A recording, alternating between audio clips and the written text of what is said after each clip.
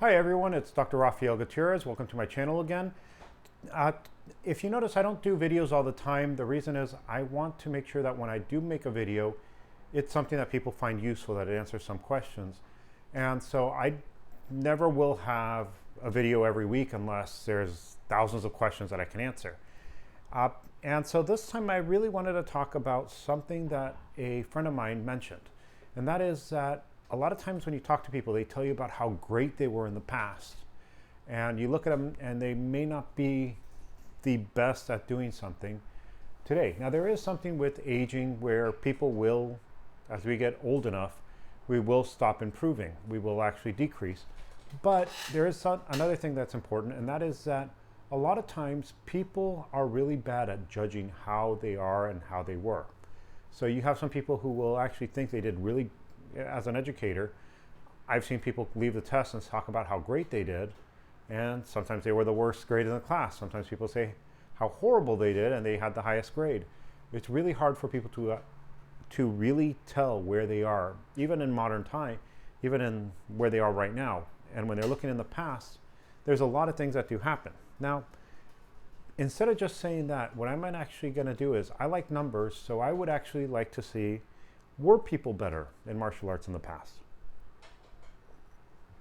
And that's a hard question to answer initially, because how do you determine someone was better at a skill? Today, we actually do have a lot of things we can use. If you think about it, in YouTube, you can see someone do something. You can see how they do it. We actually have numbers. And a lot of times, the ability to get numbers actually is a big thing. So I would actually start with, let's see if people were better in the past based on the numbers we see today. Now, if we're dealing with martial arts, we are actually dealing with punch, kicks, locks, blocks, throws. Some of these things you can actually see how they work in sport. Other things we can actually measure.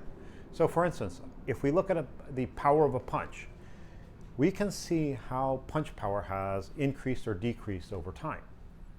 Now, there always are outliers. So what I mean is, if you have 100 people, there might be one who is superb at getting more power. If you have 1,000 people, you might have 20, 30, 100 that are actually really good at getting power. But as we actually look at numbers, we can see what is actually happening. And so the first thing I actually would look at is, let's look at the numbers. And when we're looking at punches and kicks, we actually find that overall, people are actually punching harder now than they used to in the past, especially professionals. Recently, in 2017, there was a gentleman who did MMA who ended up reaching, and I can't remember the numbers, how much torque or how much power he actually produced in his punch, but in 2017, someone broke the record of the amount of force and power that someone can produce in a punch. I think it was equivalent to a mid-sized sedan going 30 miles per hour. So that's a big punch. There are people who, and one of the things with this isn't the first time a record has been broken in the last 20 years. Every couple years, I would say even since 2000, we've seen people break these records, which means we're getting more records on how hard someone can punch or kick happening in the last 20 years than we did before. But that's actually only punch power. This is actually one way that we can qualify the skill. If someone is able to learn to punch harder now than before, that is numbers that we can look at. So if people are able to punch harder today than yesterday, then people are actually getting better at punching. But that's actually not the only thing that happens. Yes, we are seeing more records break. And I would want to ask why. But before I do, that's not the only thing that we actually deal with when we are dealing with martial arts and sports in general. If you actually look at longevity in the sport, it used to be people would retire from sports relatively young. And I'm talking about relatively young, a lot of times before they were even in their 30s. Nowadays, we have people in their 40s, 50s that are actually continuing their martial arts in a powerful form that we didn't necessarily see it before. Again, there were always outliers. And so the longevity of the sport, the activity, we've seen it increase, it improved. And those are actually really important things, especially when you're wondering if people are better. Now again, There are people who were great at what they were doing before. But these were a couple outliers who actually dealt with stuff a lot, sometimes because they figured out something themselves and were able to do it. But not everyone was able to get to that level. And that's actually one of the big things is when we start looking at numbers, we can see that yes, in the terms of martial arts, in the terms of even athleticism, we are getting more athletic overall.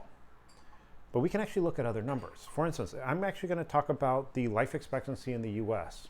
And I'm actually going to use the life expectancy of men in the US from the 50s and now. And I'm going to go every 10 years until I get to about 2000, then jump to what the life expectancy is today.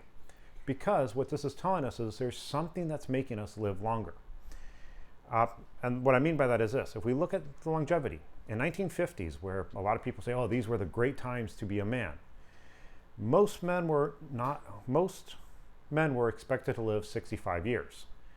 Interestingly, the retirement age was also 65 years at that time.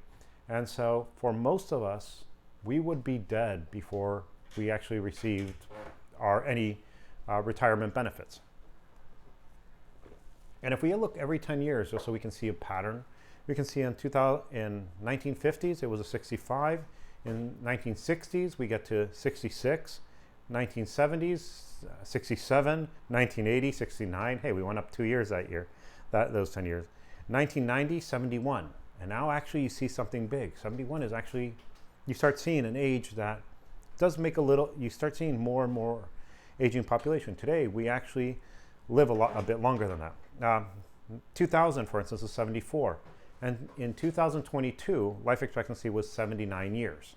So we went from living in the 50s, 65 years, to 79 years. So we're talking about a almost 15-year difference.